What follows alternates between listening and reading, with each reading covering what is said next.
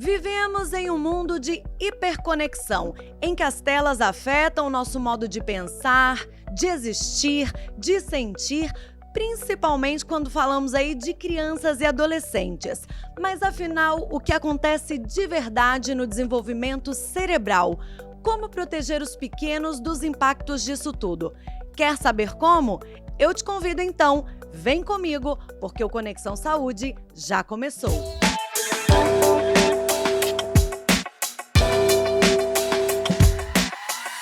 Olá, querido conectado, querida conectada, que alegria é receber você aqui no nosso Conexão Saúde. Estamos aqui já há mais de 2 anos, correndo atrás de quê? De informação para mudar a sua vida, para te ajudar a viver mais e a viver melhor.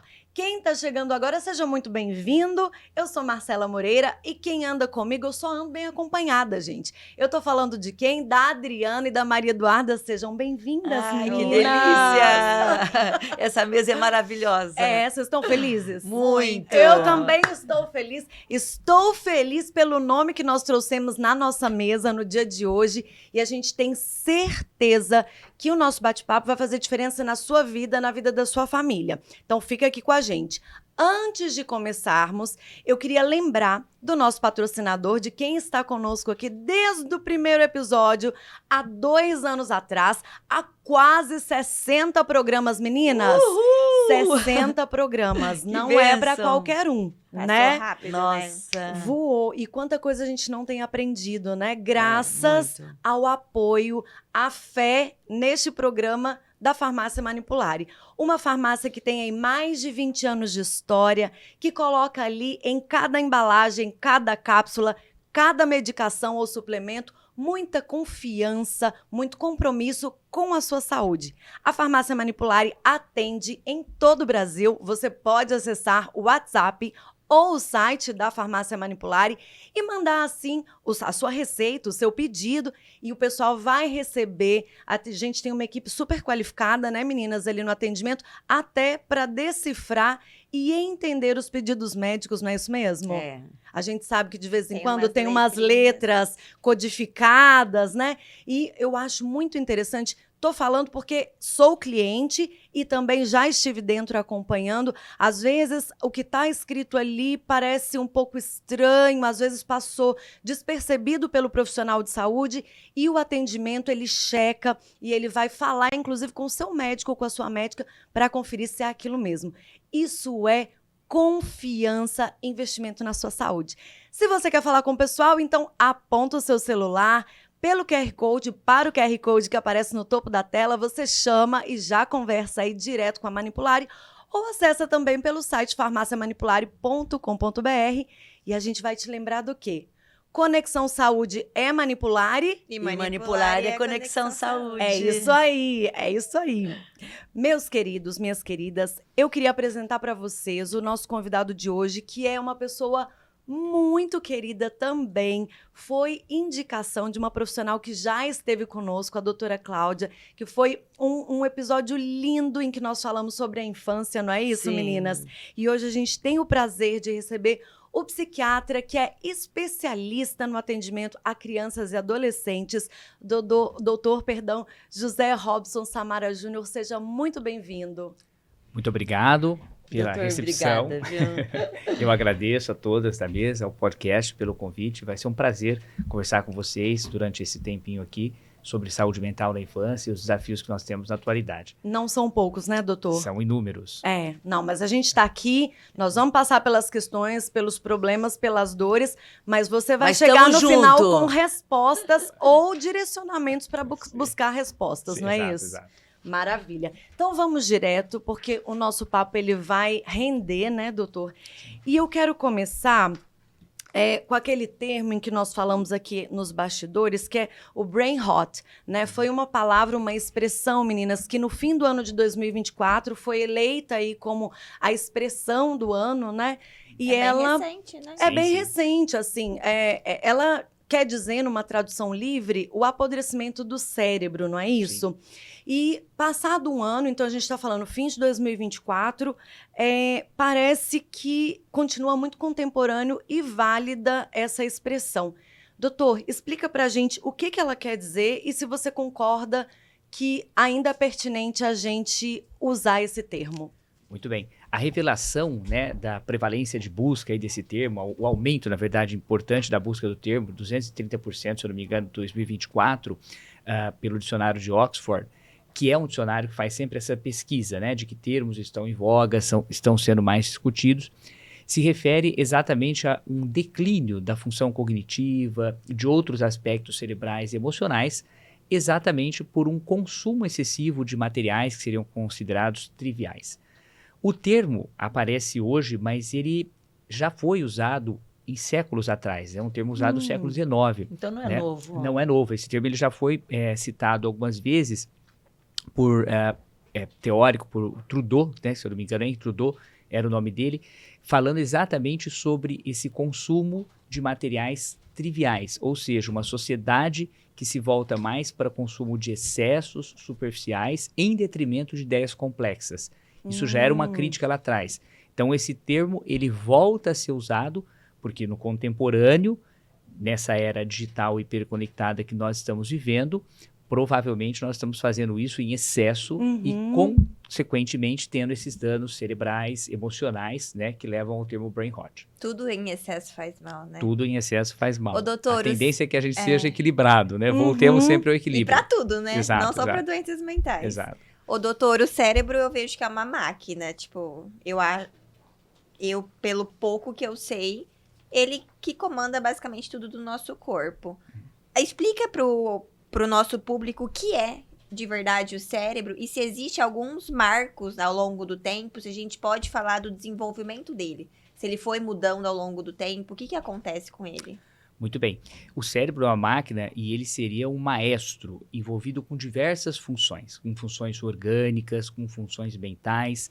E nas últimas décadas, a gente estuda cada vez mais a relação desse cérebro com aspectos de comportamentos e emoções, né? Então, nós temos até um evento no Brasil que é o Brain, né? Cérebro e Emoções, um evento, um congresso em que há essa conexão entre neurociências e as outras ciências que estudam e se aplicam na prática de saúde mental, como a psiquiatria. Eu costumo dizer que essa seria assim, a instante mais nova dentro dessa biblioteca do conhecimento de saúde mental. A saúde mental poderia ser uma grande biblioteca, uma grande literatura. Nós sempre fizemos uso de conhecimentos vindos da psicologia, de várias escolas diferentes da psicologia. Nós formulamos ao longo das últimas décadas, através dos nossos códigos e manuais, do DSM, os critérios diagnósticos. Nós temos vários autores, né, que nos mostraram a importância do estudo da psicopatologia, que são as alterações de funções mentais. E, recentemente, eu digo nas últimas décadas, essa é a nova estante, né, com várias prateleiras, a neurociência, onde nós vamos tentando cada vez mais correlacionar o cérebro ao comportamento e às emoções. O cérebro é estudado de uma maneira intensa nessas últimas décadas. Já conhecemos algumas áreas nobres responsáveis por algumas funções que estão diretamente relacionadas ao nosso comportamento, por exemplo, sistema de prazer e recompensa, córtex pré-frontal, amígdala. Estou usando aqui termos técnicos que talvez o público geral já tenha ouvido falar, porque são termos cada vez mais usados e cada vez mais correlacionados a emoções e a comportamentos. Isso é extremamente valoroso porque nos fornece também mais dados, mais subsídios para tratamento, para uma medicina, para uma intervenção psiquiátrica, psicofarmacológica mais precisa. Porém, eu não quero dizer que tudo que nós somos e expressamos possa estar relacionado apenas ao cérebro. Está também relacionado ao cérebro, é muito importante que a gente entenda isso, é fundamental para a precisão dos nossos tratamentos, que cada vez mais a gente tem esses conhecimentos. Porém, a expressão emocional de um indivíduo, desde as expressões emocionais típicas, normais, até as patológicas, também estão relacionadas ao meio, à cultura daquela sociedade, né? Eu sempre falo lá para os meus residentes, olha, o sintoma psiquiátrico, ele pode ser a expressão de uma linguagem, né, de uma situação conflitiva, de uma situação dinâmica, e também ele tem um componente neuroquímico. E aí sim, a gente pode se valer muito dos conhecimentos de neurociência para atingir esse componente neuroquímico nos nossos tratamentos. São fatores, são elementos que se integram, eles não se dissociam. Mas E é bem não sei se eu complexo, pude responder né? um pouco do que seria o cérebro, como é que nós estamos usando o conhecimento do cérebro Sim. hoje. É muito complexo, É né? Olha complexo, isso. Muito é, complexo. é, Não tem interessante, é como- todo um sistema, na verdade. Eu até usaria além de máquina, sistema sim. complexo. E não tem um exame que a gente fala, é essa alteração, né? Isso. Não há no transtorno psiquiátrico uma unicausalidade, né? A gente não consegue delinear que esse distúrbio ou esse desarranjo fisiopatológico determinou esse transtorno. Mas sabemos cada vez mais que desequilíbrios neuroquímicos estão diretamente relacionados aos transtornos mentais. E saber Nossa, isso é importante bem- para nortear o nosso tratamento. Claro. Além das outras intervenções todas que são igualmente importantes, como psicoterapia.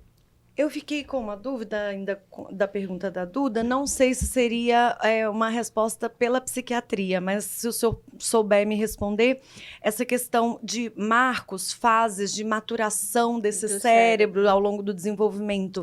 É possível falar se, por exemplo, Teve uma evolução, né? é um progresso, assim como a gente cresce, a adolescente, a menina, perto dos 11, 12 anos tem a menarca, depois ela vai... Compreende? Tem esses marcos biológicos. O nosso cérebro também é assim no desenvolvimento? Sim. Nós poderíamos dizer que o neurodesenvolvimento ele é um fenômeno que acontece do começo da vida, inclusive no intraútero, até o final da vida. Existem processos que a gente poderia dividir aqui nos seguintes elementos. O cérebro ele cresce, ele se desenvolve, ele sofre podas neuronais, né, em alguns momentos da vida. Hoje a gente sabe que ali, no início da infância, também na adolescência, a gente tem um fenômeno de poda neural, que seria um refinamento do cérebro de algumas funções. E também, em dado momento da vida, ele pode sofrer declínio. A gente vai viver isso lá, né, no final da vida. A gente tem um alargamento do que a gente chama dos ventrículos, porque o cérebro sofre um processo natural de redução de volume. Se você pegar uma ressonância magnética de uma pessoa de 80, 90 anos, É está lá, menor. redução volumétrica, o que não quer dizer que seja patológico. Mas, enfim, o que eu quero dizer para você, falando desses marcos, é que o processo neurodesenvolvimento acontece durante toda a vida. Agora, existem algumas janelas que são importantes, que são cruciais. E aqui a gente poderia destacar exatamente a primeira infância. Por quê? É exatamente nessa fase em que o ritmo de crescimento é mais intenso, né? 90% do cérebro até os 6 anos, né? A criança Onde terá ele é 90% do formado. cérebro adulto, exatamente. No primeiro ano dobra de tamanho. Então a gente sabe que essa fase, ela é uma grande janela que pode tanto ser oportuna para o desenvolvimento dessa criança, especialmente as crianças, por exemplo, que têm questões de neurodesenvolvimento, os estímulos necessários nessa faixa etária, quanto também ser, né, a porta de entrada aí para vários transtornos psiquiátricos. A depender das condições genéticas e ambientais, nós vamos impactar esse neurodesenvolvimento nessa janela tão doutor, importante. E nesse impacto dessa janela, o que a gente pode prevenir? Como que a gente pode prevenir esse desenvolvimento dessa criança? As maiores prevenções, eu diria que são a garantia de um ambiente saudável, que começa por vínculos saudáveis, por saúde mental de cuidadores, né? Para que essa criança possa desenvolver. Existem várias escolas de desenvolvimento, eu vou citar aqui o Bowlby, que é a teoria do apego, para essa criança possa desenvolver um apego seguro, né? Com cuidadores que são referência. Eu acho que essa é a primeira... Como assim? Não entendi. Uma figura referência, cuidados adequados, né? Afetos adequados para essa criança no início da vida. É por isso que eu sempre digo que... O ambiente. O ambiente, né? exatamente. Por isso Você que eu põe uma sempre... cuidadora que bate, que xinga, ela exatamente. Recebe estímulo negativo, E né? eu acho que não só cuidador externo, acho que você está Até- dizendo da parentalidade. Parentalidade. Né? A família. Exato. Os cuidadores imediatos Se é um pai e ali, mãe que né? briga. Por isso que avaliar uma criança em saúde Você mental, avaliou. indubitavelmente avaliar um sistema. Não existe pensar a psicopatologia infantil isolada Só do sistema na- familiar, né? A gente a todo momento vai estar buscando compreender essa correlação, tanto para avaliação quanto para tratamento. E uma outra forma também de prevenção, além dessa questão vincular, seria a garantia de estímulos adequados e saudáveis para que as funções dessa criança cognitivas possam ser também bem desenvolvidas e, obviamente, levá-la a uma vida mais autônoma, independente, quando Esse jovem. estímulo podia, assim, me cita algum deles. Estímulo saudável, boa convivência, estímulo ao lúdico, né, contato pessoal, seriam formas interessantes de estimular uma criança. Brincar é coisa séria, por exemplo. brincar, Não é isso, doutor? Exato. Criança Fazer- viver coisa de E fazer um criança. inglês. Fazer valer a linguagem da criança, É. que é o brincar, Uhum. né? Sem dúvida nenhuma. Os conhecimentos acadêmicos, eles podem aparecendo ao longo do tempo, só que é muito importante que a gente saiba que nesse início da vida precisa estar atrelado a componentes lúdicos, sem dúvida nenhuma. Acho que é o mais né? importante, Esse né? negócio de família é tão verdade que, independente de religião, sou católica, né? E servi num acampamento de criança. Era crianças de 5 a 9 anos, se eu não me engano. Mas independente de religião, as crianças eram muito puras e elas relatavam tudo dentro de casa. Tudo. O que elas viviam. Na missa de encerramento, o padre falou, gente, o problema não tá nas crianças, tá em vocês. Sim. Porque é pai e mãe. Acho que a Nossa. informação que o doutor trouxe sobre 90% desse desenvolvimento Cerebral, né? neurocerebral vai por até os conta. 6 anos de idade, né? Isso, para mim, é uma informação muito importante, porque aponta a nossa responsabilidade enquanto pessoas adultas na atenção que a gente dá para esses pequenos, né? Porque é muito determinante. Nossa. 90% do que essa pessoa vai desenvolver ao longo da vida dela depende desses 6 primeiros anos de vida, né? Quer dizer, ela como adulto, você tem que verificar a infância dela, né? A todo momento, sem dúvida Como nenhuma. é que foi, como... Mesmo numa entrevista psiquiátrica clínica de adulto, Você tem que entender vai o todo, né? precisar buscar os antecedentes pessoais da infância, porque vários antecedentes pessoais estão diretamente ligados ao transtorno O psiquiátrico. psiquiatra Nossa. entra na vida da família mesmo, né? É fundamental essa A pesquisa fundo. para compreender histórico e fazer correlação com fatores genéticos, com fatores ambientais. Impossível a gente não ter essa avaliação. Uhum. Ô, doutor, o que a ciência mostra com esse excesso de telas? Tá? O cérebro, ele reage de que forma? Então, hoje nós estamos vivendo, né, a era digital, o mundo hiperconectado. Eu costumo dizer, nós não temos volta mais, né? Então, estamos diante mesmo de um divisor. Esse século XXI ele é fortemente disruptivo no que diz respeito à velocidade, à transmissão de informações. E nós vamos precisar aprender a lidar com isso, né? Nós aqui, por exemplo, Não tem estamos saída, exatamente com recurso tecnológico. E sempre que a humanidade se deparou com novas tecnologias, o primeiro momento é de susto mesmo, né? As pessoas falam, por exemplo, quando o jornal surgiu, né? Tem Isso. histórias das pessoas morrendo de medo, de que ninguém mais ia socializar, as pessoas do metrô ficavam só lendo jornais, e hoje todo mundo fica com o seu celular na mão, mesmo a mesa tem 3 pessoas, cada um está lá conectado no seu celular. O que nós estamos aprendendo é que a grande diferença se dá pelo modo de uso, né? Nós estamos, até por uma estrutura social criada e voltada para isso, hiperconectados, mas com uma qualidade precária. Por isso o brain rot, o declínio cognitivo. As pessoas estão buscando, esse termo já foi muito usado, mas eu vou repetir porque eu acho que é muito interessante, Claro. buscando dopamina barata, ou seja, o tempo inteiro tentando estimular o cérebro na busca de um prazer, mas que na verdade não se conecta, não desenvolve nada, apenas nos sobrecarrega, né? Apenas desenvolve uma espécie aí de dependência. Dá um É exemplo um disso, prazer doutor. que não é prazer, né? Isso.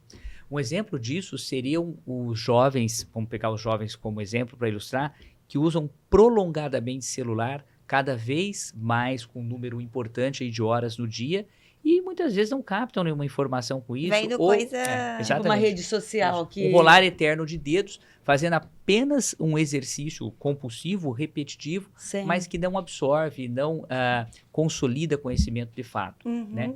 E muitas vezes nem mesmo informação, porque as informações são tantas que você não consegue ali consolidar, fazer a convergência para aquilo que é central e armazenar.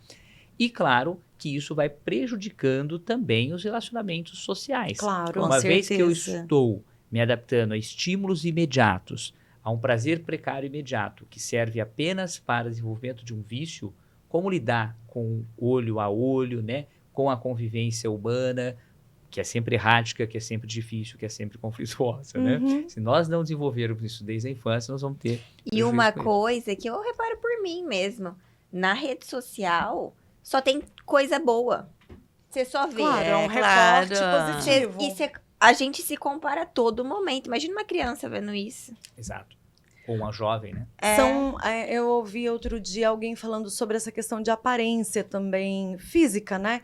Como nós não fomos programados, entre aspas, mas nós, essa questão de nos vermos o tempo todo. Uhum. Será a gente passou a ter isso com as selfies, com a câmera na mão o tempo todo, mas essa pressão consigo mesmo quando a gente não se compara com o outro, mas assim, olhar para si o tempo todo não era uma coisa natural ou comum, não vou dizer natural, até pouco tempo atrás, né? E mesmo para nós adultos, isso já gera muito impacto, né? Sem dúvida. Posto, logo existo. Se Exato. não postar, não existo. É e não verdade. sentir nada, né? O postar vem antes do viver, experienciar, sentir. Aham. Isso sim daria um valor de fato para aquela experiência. Mas primeiro eu posto, depois... Pra depois vive. Depois Exatamente. você vive. Estamos Você Nossa, fala, perdão, nós pode- estamos Mas, invertendo. tentando aqui pegar uma conexão Aham, com as duas, né? claro. Em relação à percepção dessa vida utópica, maravilhosa que aparece nas redes sociais. Claro que na maior parte isso é trabalhado pelo marketing, né? O marketing faz Sim. isso e não é uma verdade.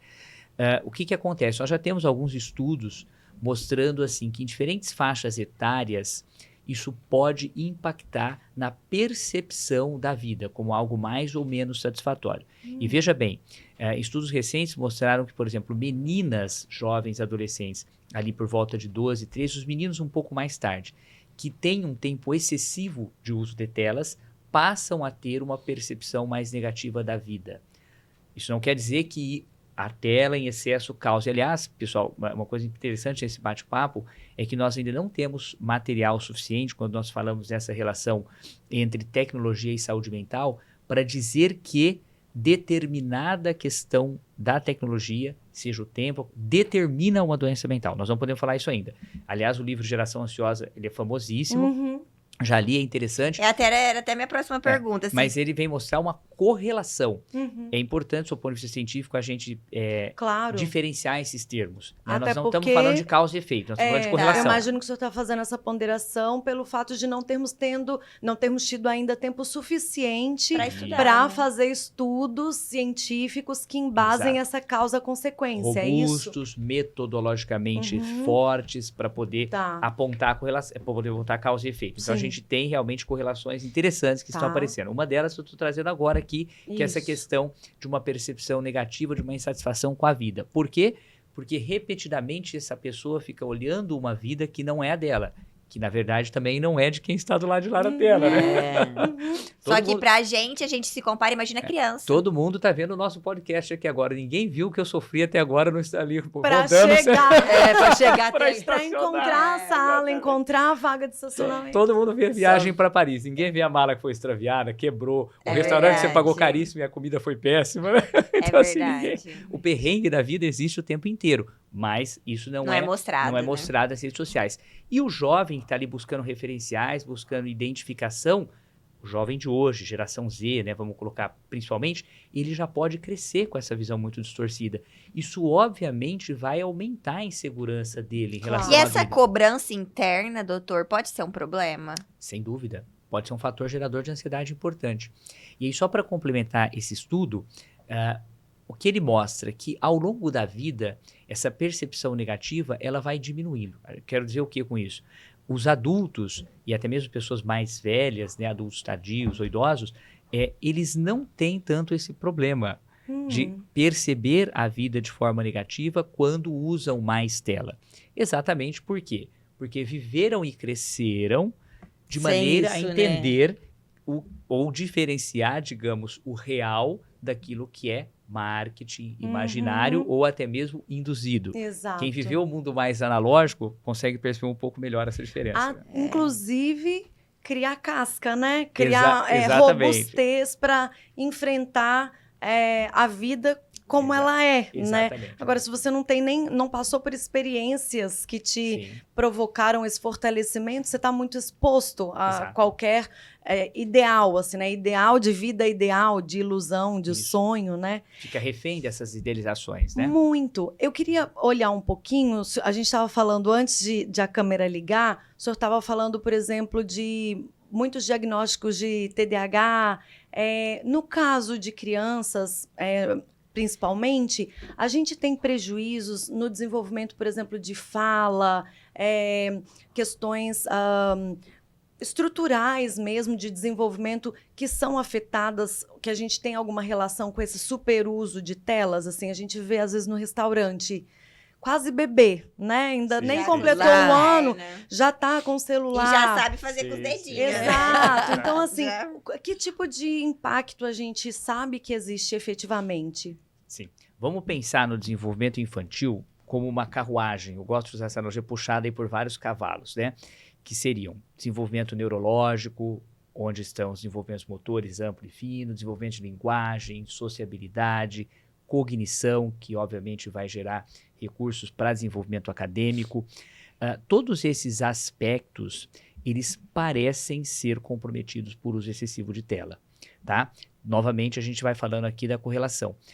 Talvez uma das maiores preocupações nessa relação entre uso excessivo de tecnologia e impacto em desenvolvimento neuropsiquiátrico ou neuromental, né, estaria exatamente nesses primeiros anos de vida. Por quê? Nós já temos alguns estudos mostrando que esse hábito, né, de ficar conectado com o dedo ali rodando o tempo inteiro pode comprometer desenvolvimento motor. É como se a representação dos movimentos do polegar, por exemplo, no córtex, né, cerebral fosse diferente. Ou uma habilidade ficasse hipertrofiada em detrimento de outras habilidades motoras que são Te muito fala não se importantes. desenvolver. Não se desenvolver, exatamente. Né?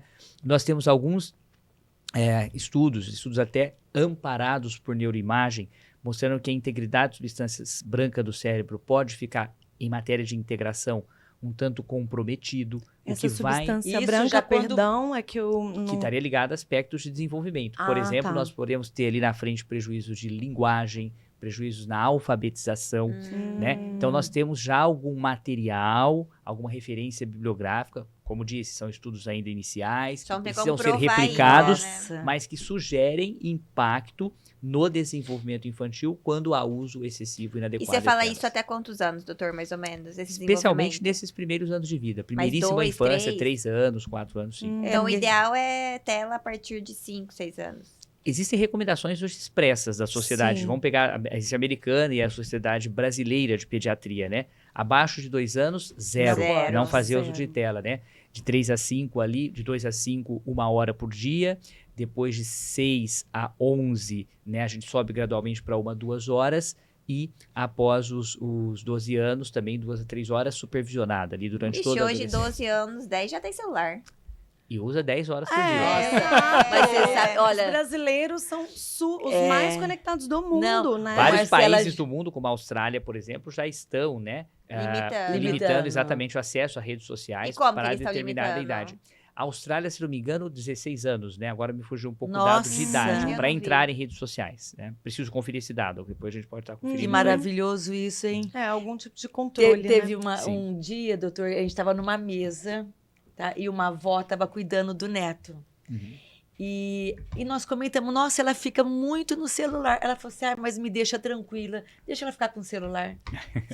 Porque você quieta a criança, né? Ela não te enche o saco, isso é mais fácil, né? Sim. É. Olha o tanto que é perigoso. Claro. Nossa. Ô, doutor, agora vamos falar de imediatismo. Sim. Por exemplo, todo mundo quer as coisas muito rápida. E o cérebro consegue digerir isso de uma forma... Até pra gente que é adulto, né? Sim. A hiperconexão, ela pode favorecer isso, porque a hiperconexão, ela oferece uma gratificação imediata, ilusória, mas oferece. Essa coisa da gente querer tudo muito rápido faz parte de um determinado momento do nosso desenvolvimento. Você acabou de usar o exemplo da avó. Quando a avó vai lá e dá o celular para o neto para ele não chorar, ela está dificultando um processo natural que é o aprendizado dele de lidar com frustração. E isso não é uma coisa só metafísica, eu preciso aprender a me frustrar porque a vida é frustrante. Isso também existe isso aí que eu falei, mas existe um aspecto até neurológico, porque eu preciso desenvolver funções executivas. E eu só vou desenvolver funções executivas aprendendo a me interditar em alguns momentos, aprender a conter esses impulsos, né, a regular a emoção. A receber um não. Isso, exatamente. O não também é ajudar, né? O É não necessário. e o adulto dar conta da resposta que vem após esse estabelecimento de limite. Porque num primeiro momento Tava é a embalada. exacerbação da birra. É. Mas esse processo de exacerbação da birra, e depois ela ir ficando talvez cada vez menor, ou o indivíduo aprender que ele precisa de outras estratégias para atingir o prazer, o que lhe é satisfatório, ou realizar seu objetivo, isso é fundamental para o desenvolvimento do que nós chamamos de funções executivas, que ele regula, nas quais ele vai regular comportamento, vai regular emoção. Se não for dessa maneira, ele não vai desenvolver. Quando ela dá o celular, ela atendeu a birra, rapidamente. E eu acho que essa criança Reforçou que a birra, só, reforçou. por exemplo, reforçou a birra, quando ela for adulto, como que vai ser a vida dela? Tipo, num trabalho, Não tem limite, que né? vai ter um chefe, provavelmente, ela vai ter que respeitar. Sim. Imagina.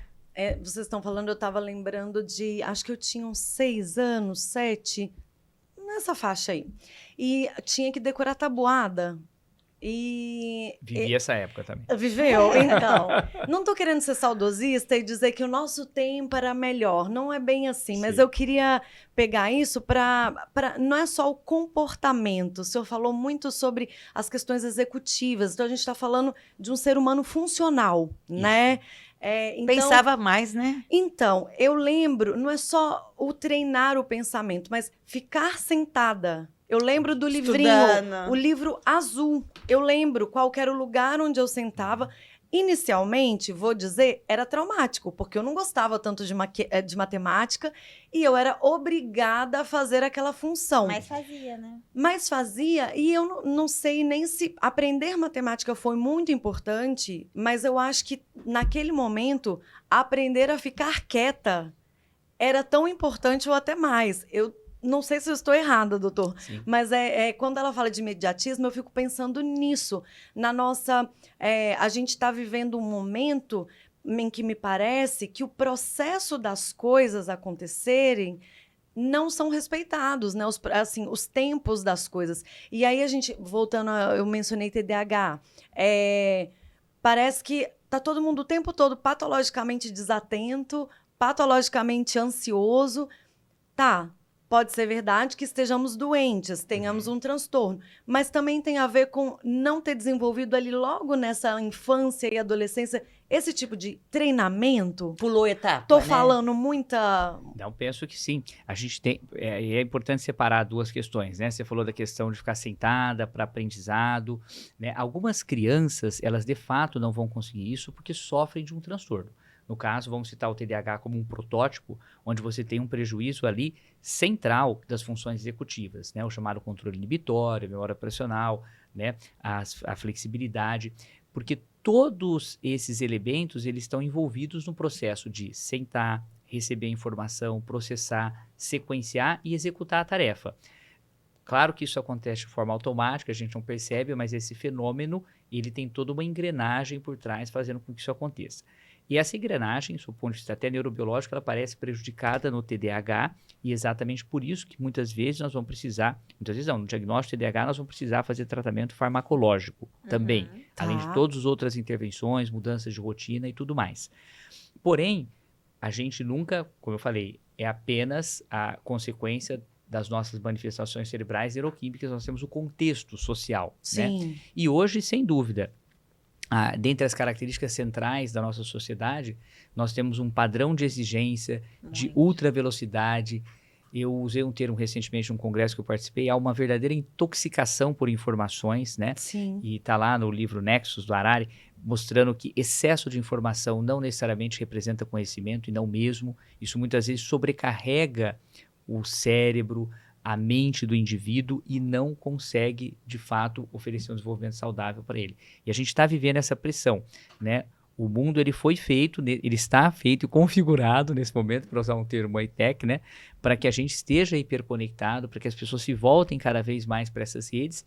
E, obviamente, nós sabemos que existem vários objetivos por trás disso. Sim. Uhum. Ô, doutor, como que diferencia o uso excessivo de telas ou se é um vício? Como que a gente faz essa diferença? O vício, a dependência, ou usando os termos mais gerais, né? O uso disfuncional, o uso prejudicial de internet, a gente ainda não tem um diagnóstico oficial de dependência de internet, né? Mas já existem muitos estudos nessa direção. Já temos, por exemplo, na CID-11 o transtorno de jogo, mas não necessariamente Ou o que eu? transtorno de jogo. Na CID-11. Jogo? Nossa. Isso, o vício seria, né, em jogos. Mas nós ainda não temos um diagnóstico de dependência de internet. Mas já existem várias correntes e estudos buscando a diferenciação de um uso saudável para um uso patológico.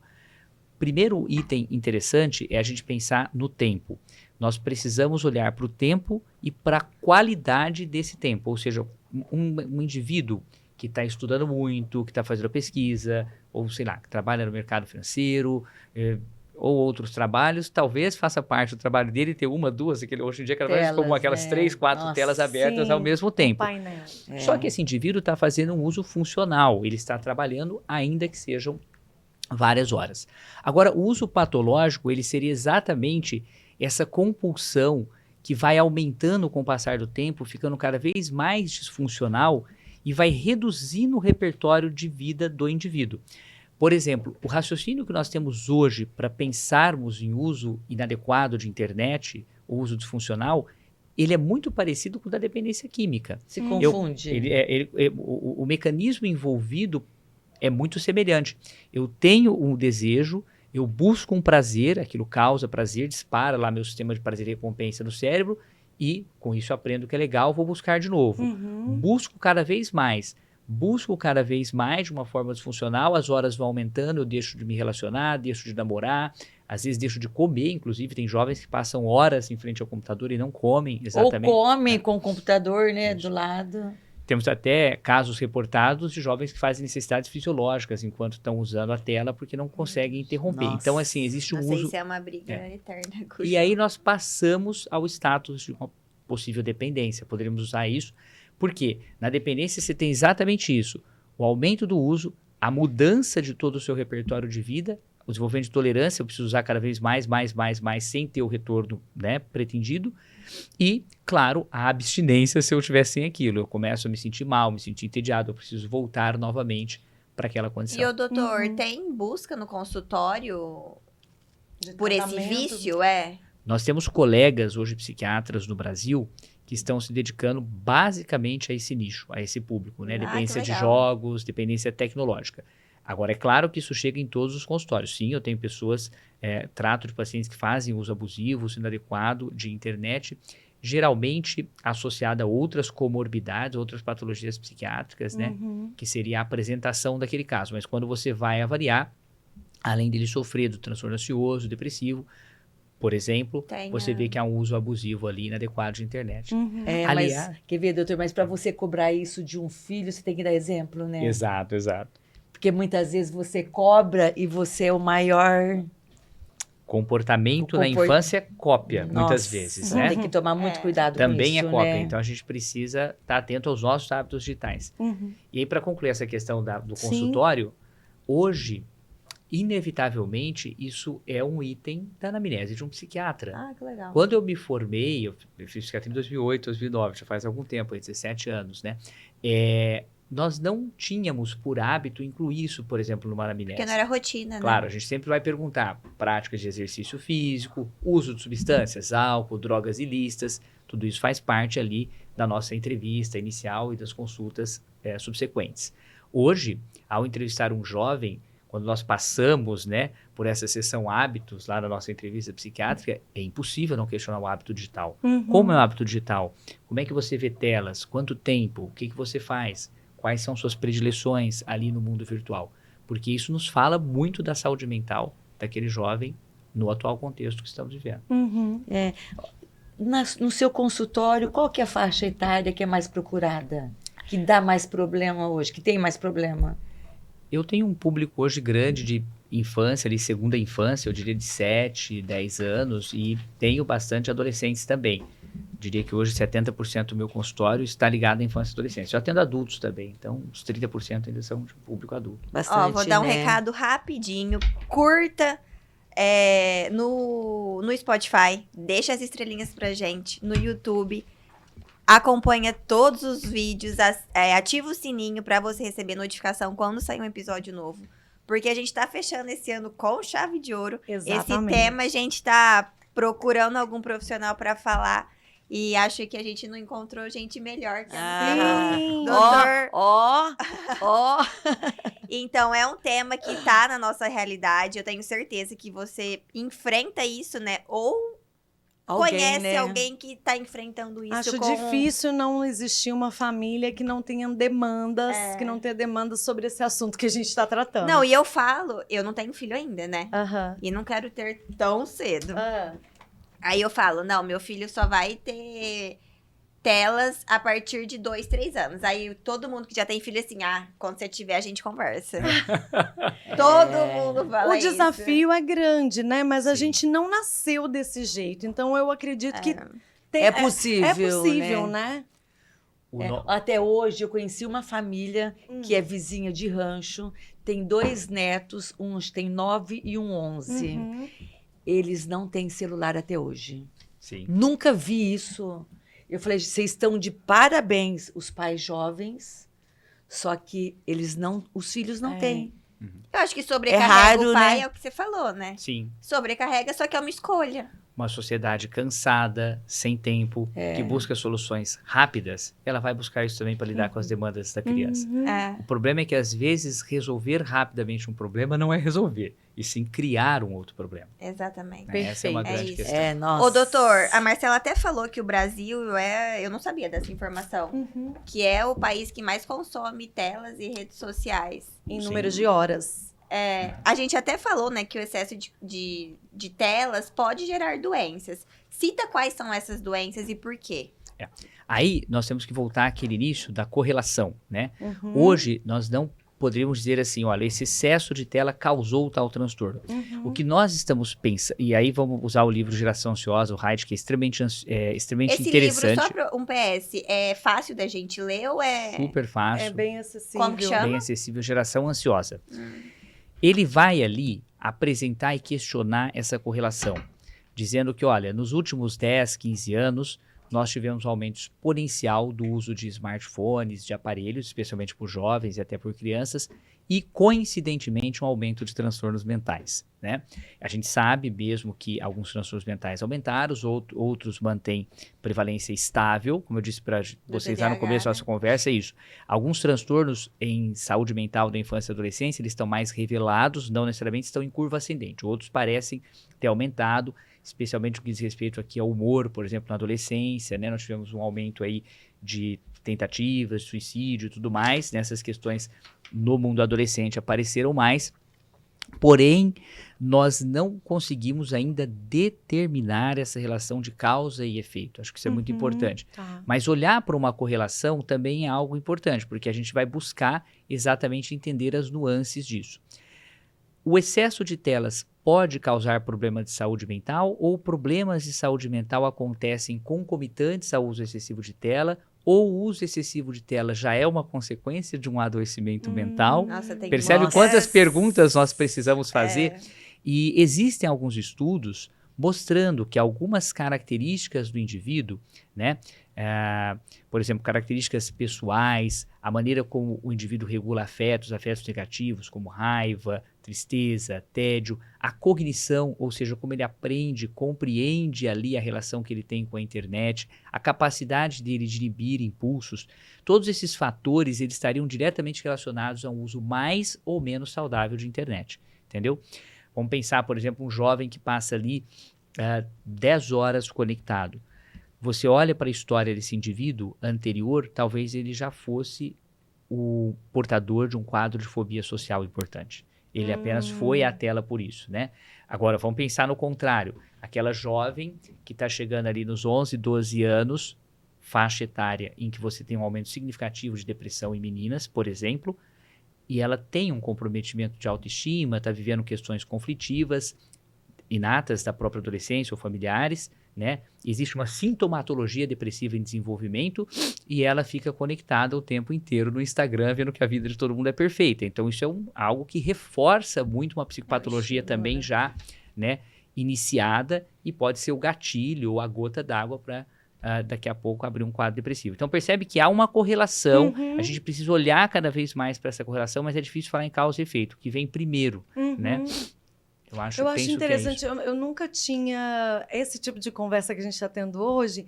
O assunto me interessa muito, mas eu nunca tinha pensado nesse aspecto de talvez essa pessoa, criança, adolescente, já tivesse, entre aspas, aquela predisposição, Sim. aquela condição que foi engatilhada a partir da Sim. sua hiperconexão, né? E você dizendo agora, faz tanto sentido essa questão de, às vezes, aquela criança, aquele menino já tinha uma propensão de fobia social, então ele já era uma timidez além da conta, Isso. não era uma timidez apenas da personalidade, era uma coisa que provavelmente ele já não faria amigos, ele já não sairia, e aí ele encontrou na meio. internet, em jogos na internet ou em grupos, uma maneira de fugir daquilo que ele já fugiria, ia- talvez. De viver aquilo que a inibição social Aproveitar. dele isso que impedia. eu ia perguntar. A rede social pode ser uma fuga, às vezes? Sim. Ah. A depender da constituição psíquica, né? Já dos tem uma adoecimentos, predisposição, exatamente, o indivíduo né? pode ser uma fuga, sem dúvida nenhuma. Perfeito. Ele viver aquilo que não foi aprendido É igual um vício, a né? viver socialmente. É, Exatamente. É isso que a gente está falando? Que muitas vezes já é consequência de um transtorno mental. Quando a gente Hum. pensa na população que sofre de TUS, né, o transtorno por uso de substância, você vai ver no retrospecto que aquele indivíduo já tinha características pessoais, neurobiológicas, ou até portava um transtorno mental que o levou ao uso, à repetição do uso e à dependência daquela substância. Uhum. Isso para mim faz muito sentido, porque aí você vai buscar realmente a raiz Exato. daquela questão. A causa, Porque né? é mais ou menos aquela fala comum do tipo, tem tanto adolescente matando por aí porque joga videogame. Ora, Mas será muito que mais pessoas jogam E não videogames matam. e não matam. Exato. Então, realmente, isso esclarece muito, tira a gente desse lugar de causa e efeito, né? Às vezes sem muita reflexão, né? Muito Claro. simples. Mas eu acho que é não viver o que a gente precisa viver. Um exemplo é o luto. Sim, você tem que viver o luto, sim, né? exato. Eu acho, né? É. Posso estar errada. Uhum. Acho que se você não quiser viver o luto, você vai postergar uma coisa e...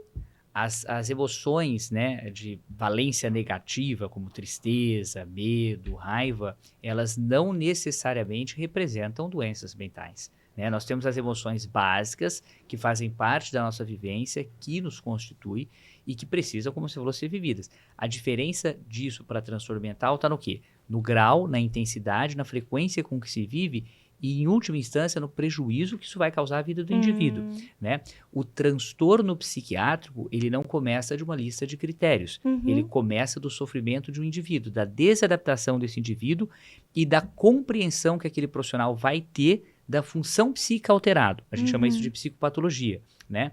Eu costumo sempre brincar, como eu falei aqui, acho que antes da nossa conversa, o pessoal, principalmente, não é o pessoal que faz formação adequada, porque esses sabem qual é o roteiro adequado de estudo. Mas o pessoal que se aventura a tentar entender psiquiatria, compreender psiquiatria, está estudando psiquiatria de cabeça para baixo. É muito Psiquiatria louco, né? não se começa a estudar de critérios diagnósticos. Psiquiatria começa a estudar de psicopatologia. Eu preciso entender as funções da mente humana, eu preciso entender emoções básicas, como elas flutuam, como elas se consolidam de uma maneira disfuncional Pra e desadaptativa, depois para depois diagnosticar, chegar... A uma Depois, eu conclusão. diria que naturalmente você chega a critérios diagnósticos, que é uma forma, né, de se mapear o transtorno mental.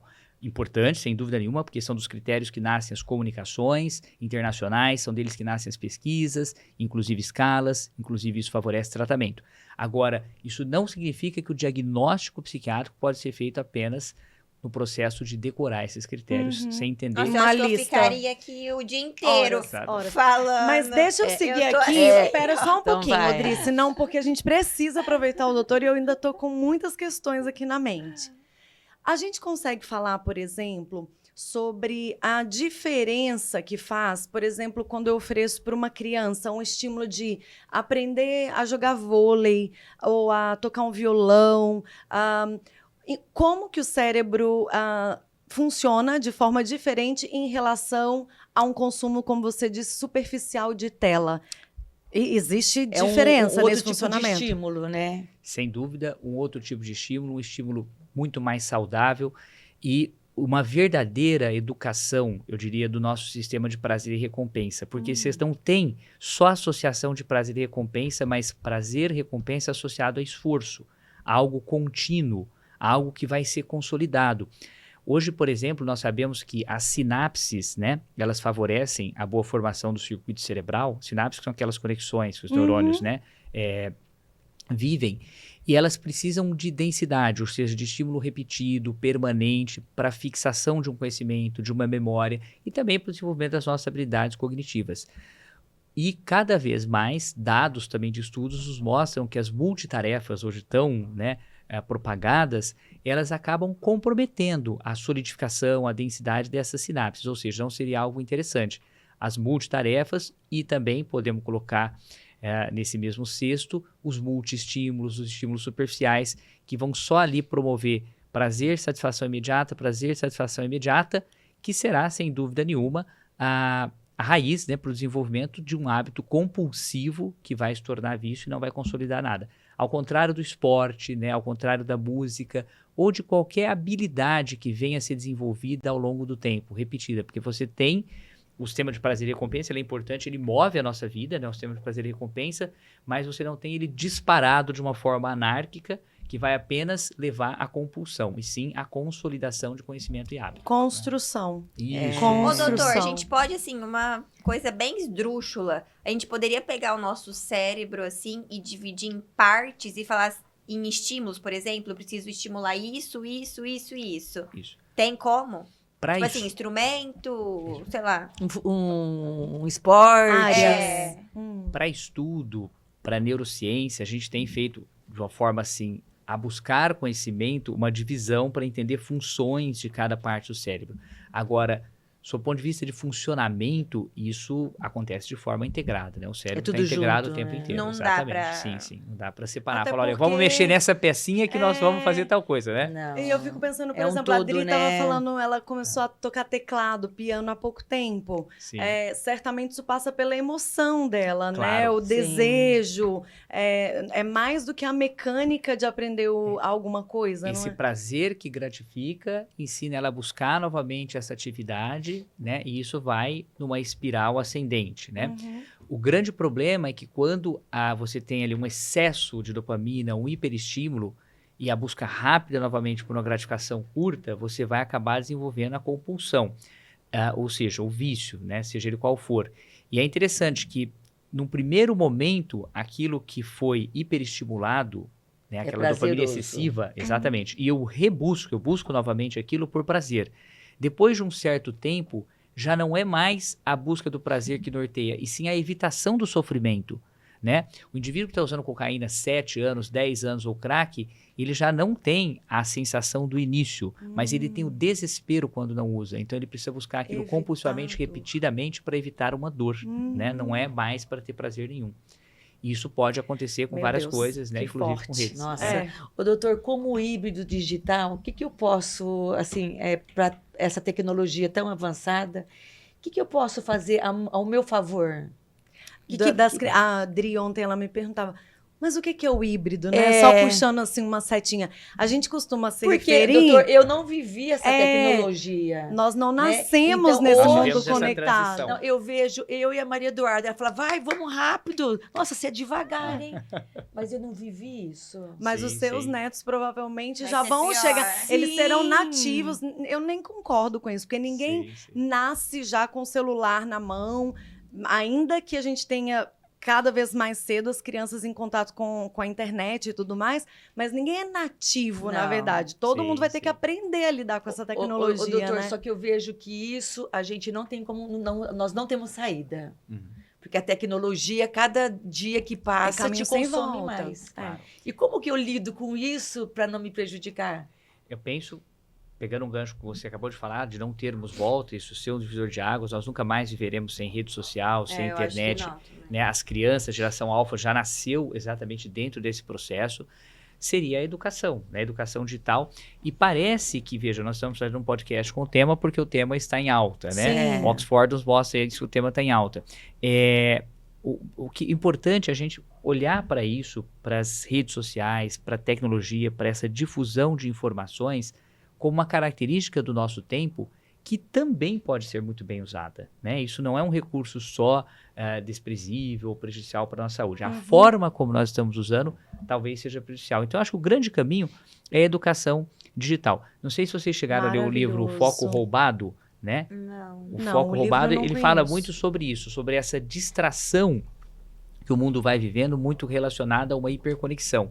uma hiperconexão insalubre, porque se isso se torna saudável, nós poderíamos ter inúmeras oportunidades a Claro. partir de um uso adequado, né, de internet, de redes sociais, de tecnologia.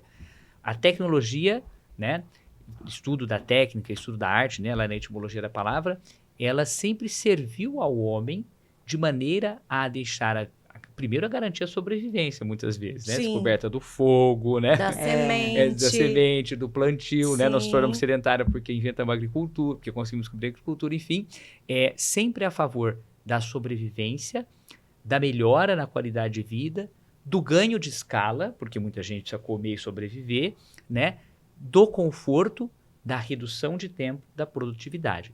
Se nós olharmos em todas as idades da história da humanidade, antiguidade, medieval, história moderna, nós vamos ver que a tecnologia serve para isso. Claro. E ajudou muito o homem. Imagina aí daqui, né, até Mato Grosso do Sul a cavalo. Né? Hoje a gente vai de Nossa. carro. Meu Deus. Ó, o Imagina Waze, receber o Waze, uma A carta carta, pra a se carta, né? comunicar Olha. com o namorado. Sim, sim. Eu lembro que na época que começou a MSN, a felicidade que não Sim, era, você sim. podia falar com a pessoa, não precisava ligar, era ali na hora. Não, e antigamente você usava o orelhão, É. muitas Sim. vezes. Então, de Exatamente, né? Você ia no orelhão pra... Nossa, hoje nem tem mais Que orelhão. já né? era uma ampliação enorme do poder de Sim. comunicação das pessoas, Sim. o telefone, o telégrafo, né, e tudo mais.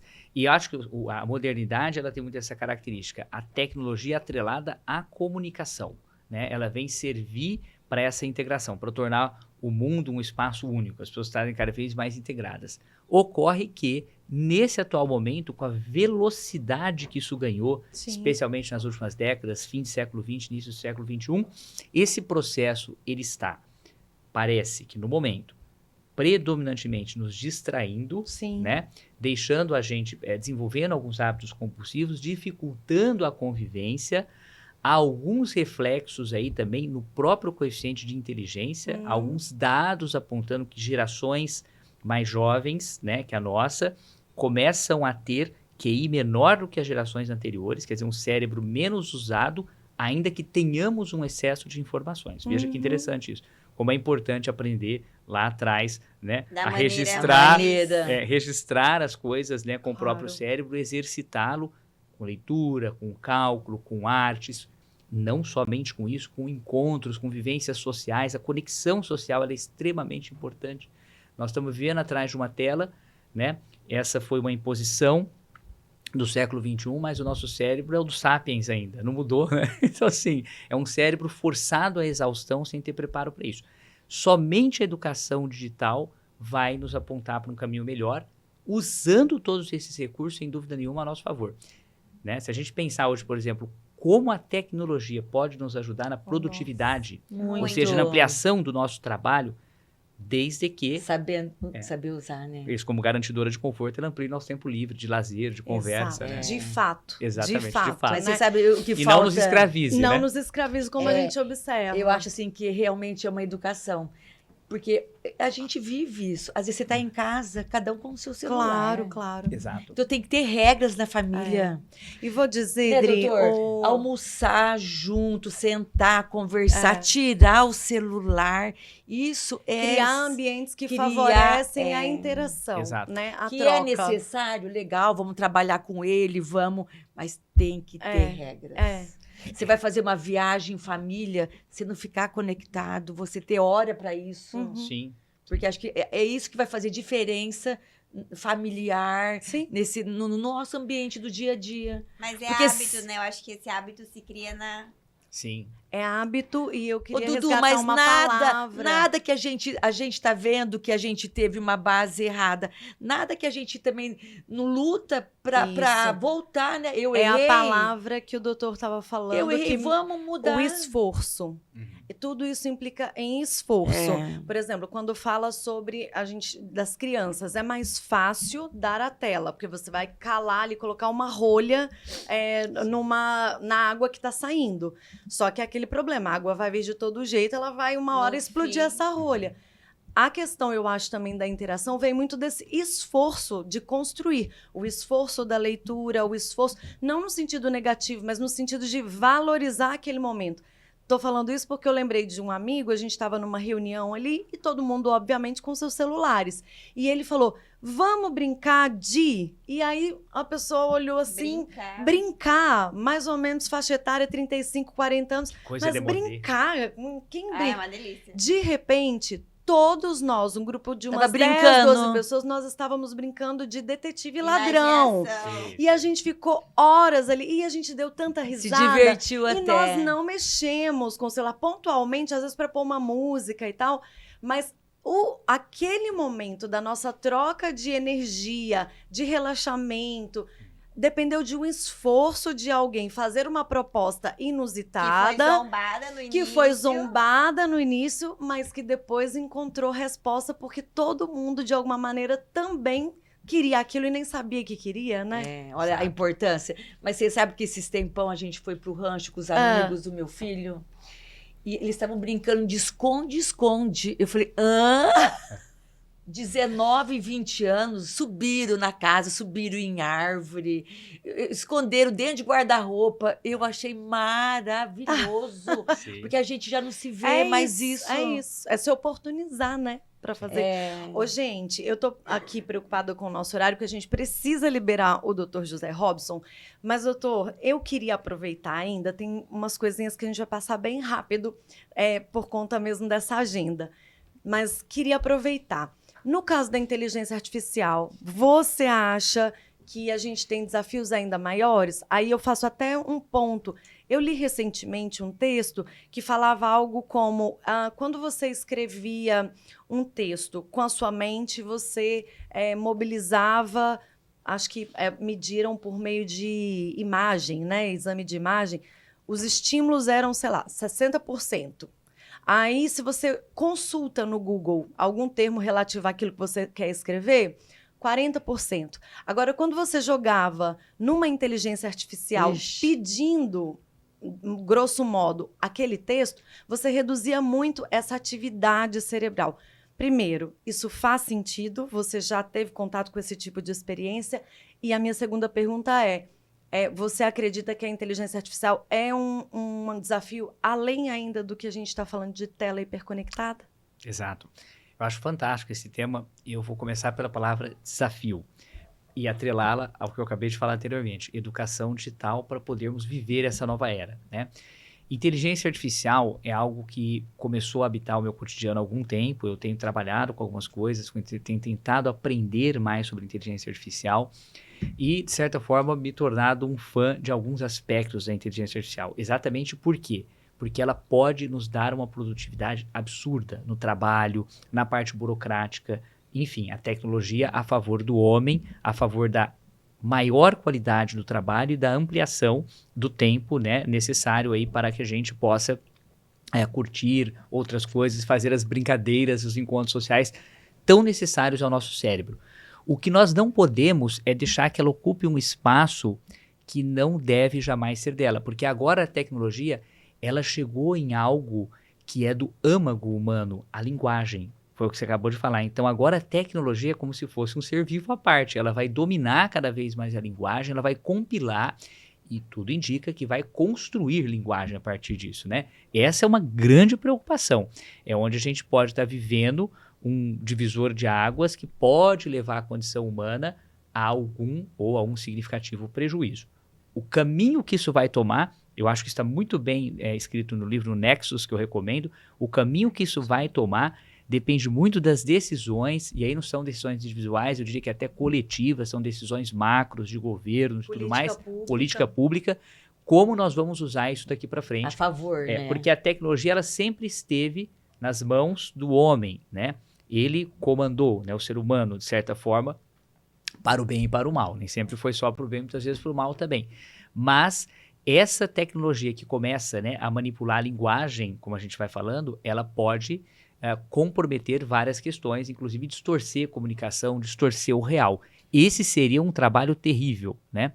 Mas, por outro lado, veja bem, A gente pode também compactar muito melhor o tempo, a gente pode estruturar muito melhor nossa rotina com inteligências artificiais, né? Só que, doutor, se a gente não saber lidar com ela, ela faz muita cagada. Exatamente, exato. Vamos Você tem pensar, que ensinar, né? vamos pensar, por exemplo, nos recursos tecnológicos hoje a favor da pesquisa científica. Claro. Isso mudou completamente. Sim. Eu venho de uma época em que nós íamos buscar o livro, o artigo lá na biblioteca da faculdade. Você tinha que, Imagina né? hoje.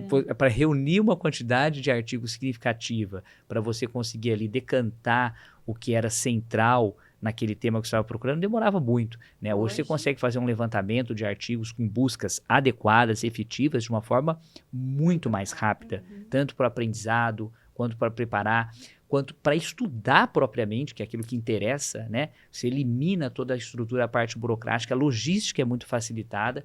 Nesse sentido, a inteligência artificial é maravilhosa. O próprio WhatsApp, por exemplo, na nossa realidade médico de consultório, qual que é o grande desafio de um tratamento psiquiátrico? O primeiro grande desafio é a adesão. Como é que você facilita ou favorece a adesão de um paciente a um tratamento? Ele tem várias dúvidas sobre o remédio, efeitos colaterais, dependência, o que está fazendo meu certo, estou sentindo isso, pode, não pode. Se você vê esse paciente hoje, só marca daqui 3 meses, talvez você perca completamente esse time e essa possibilidade de lhe aderir, o que será prejudicial para a evolução do transtorno dele. A proximidade do WhatsApp, ela muda isso completamente. Porque eu vou falar para o indivíduo, entre em contato comigo semana que vem, vamos conversar sobre isso, me fala o que você sentiu nesse primeiro momento. Percebe? Tecnologias, inteligências, Se robóticas, sente muito artificiais, mais abraçado. tudo isso a favor, né, É. de um bom desempenho, de um bom trabalho. Ô, doutor, né? perdão, você ia continuar. É só para complementar, que você concluir, falava do é. rápido e do lento, Isso. eu digo que todo trabalho e ação urbana que deu certo, ela foi nem rápida nem lenta, ela foi assertiva. Então, nesse quesito de assertividade, a tecnologia pode nos ajudar muito em alguns trabalhos, porém pode nos escravizar. E eu acho que aí, pegando mais um gancho com a questão da IA, qual é, na minha opinião, o maior desafio, especialmente para essas gerações que virão? Eu tenho filhos de Sim. 5 anos e de 2 anos. Sim.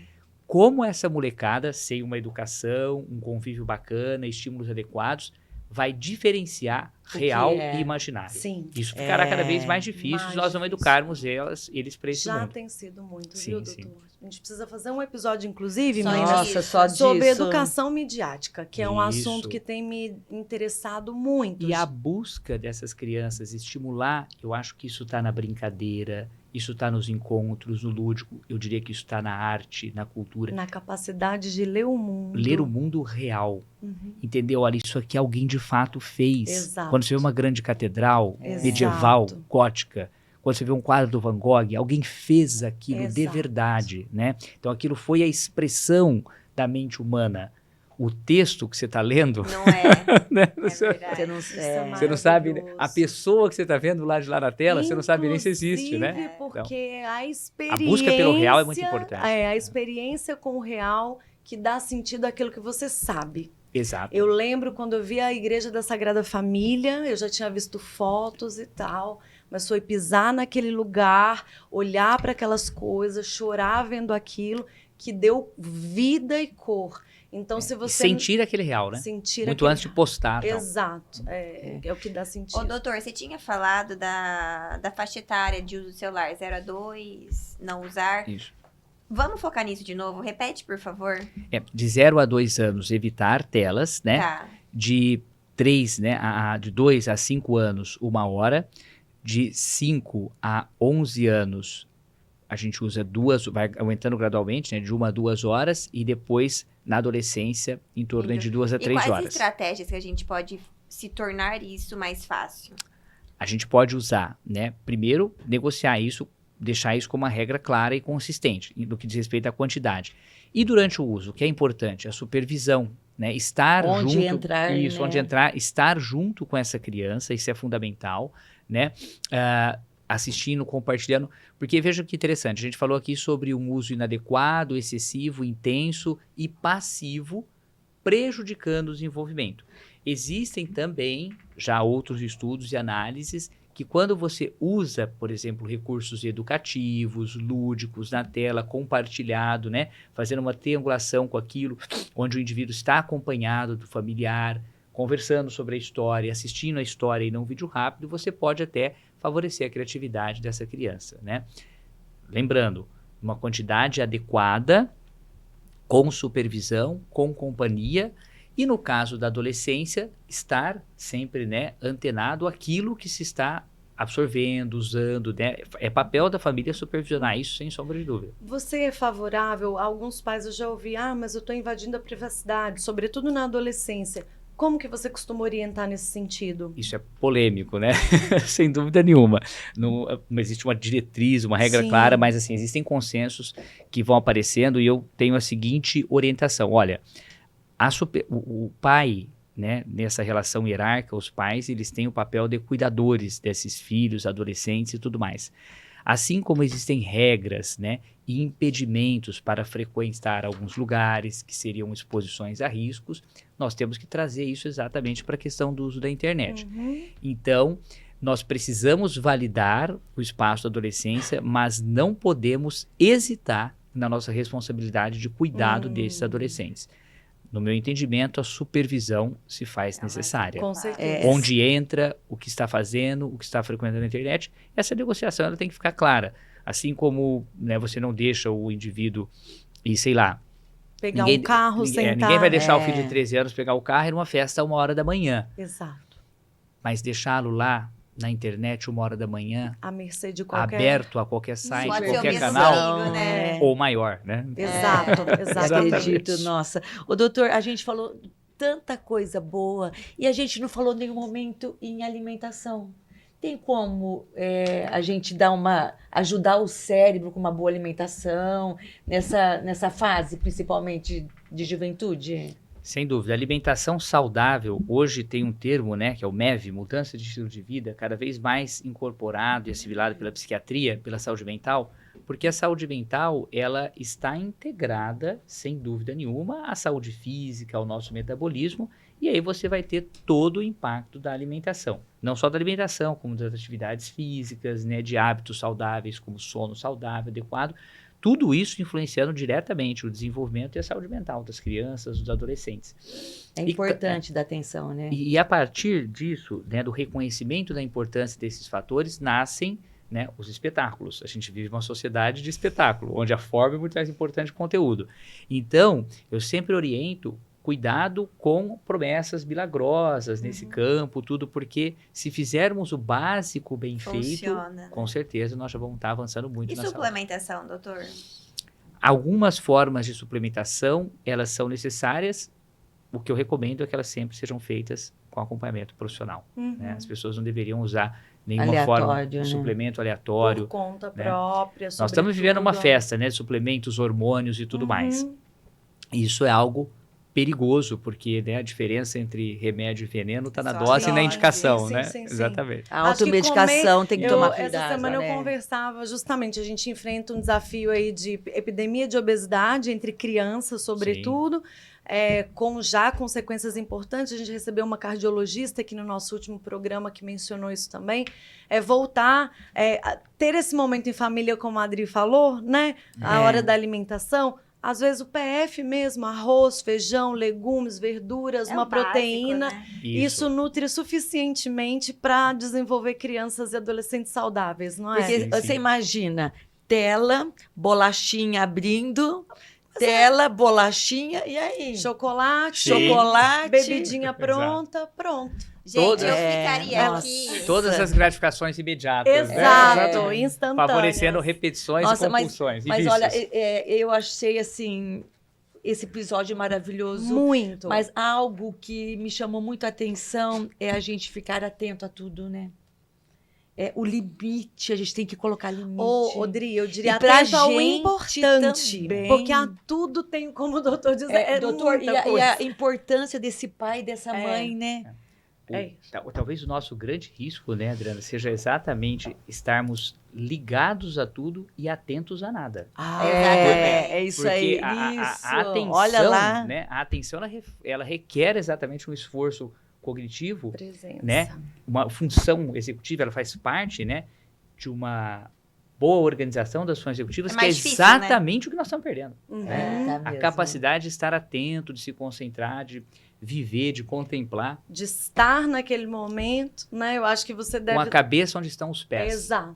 Quase nunca estamos com Com a cabeça. os filhos, de fato, com a criança, Exatamente. com o adolescente. Às vezes você está o tempo todo, Mas você entre não... aspas, né? Mas nunca teve um encontro real entre esses Exato. familiares, né? Que requer tempo, atenção. Esforço, dedicação. Ontem eu tive com um médico, tem 2 filhos pequenos, ele falou assim, Adriana, fui pra praia, fiquei com meus filhos, e à noite a gente tinha